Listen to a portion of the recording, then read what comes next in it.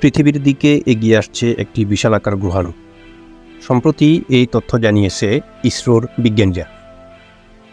রহস্যে ঘেরা আমাদের এই মহাবিশ্ব, এটি নিয়ে মানুষের যেন জল্পনা কল্পনার কোনো শেষ নেই। প্রতিনিয়তই বিজ্ঞানীরা এই মহাবিশ্বের বিভিন্ন রহস্য উন্মোচনের চেষ্টা করে চলেছে। অপরূপ সৌন্দর্যের ডালিম এ মহাকাশ, এই মহাবিশ্ব প্রতিনিয়তই আমাদের বিস্মিত করে তোলে।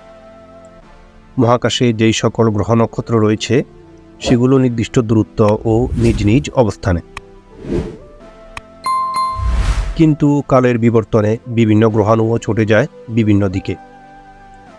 সম্প্রতি ভারতীয় মহাকাশ গবেষণা কেন্দ্র ইসরোর দাবি, দ্রুত গতিতে পৃথিবীর দিকে এগিয়ে আসছে একটি সুবিশাল গ্রহাণু। এই তথ্য জানিয়েছে ভারতীয় গণমাধ্যম এনডিটিভি। ইসরোর চেয়ারম্যান এস সোমনাথ বলেছেন, এই জাতীয় একটি গ্রহাণু পৃথিবীতে আছড়ে পড়লে তা মানব সভ্যতার অস্তিত্ব সংকটের কারণ হতে পারে। এ বিষয়ে মহাকাশের বিভিন্ন গতিবিধির উপরও তারা সজাগ দৃষ্টি রাখছে। আগামীর সম্ভাব্য সব উদ্বেগজনক অবস্থা সামলাতেও ভারত বাকি দেশগুলোর সাথে একসাথে কাজ করবে বলে জানিয়েছেন তিনি।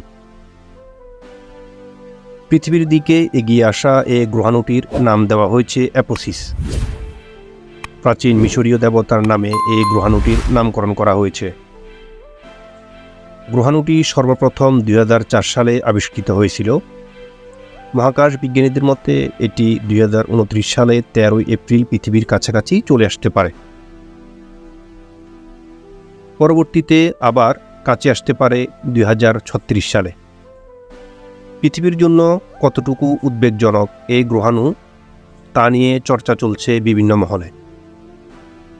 তবে বিভিন্ন গবেষণা অনুযায়ী 2029 সালে পৃথিবীর সাথে গ্রহাণুটির কোনো সংঘর্ষ না হওয়ার সম্ভাবনাই বেশি, এবং এটি পৃথিবীর খুব কাছ ঘেঁষেই চলে যাবে বলে ধারণা করা হচ্ছে।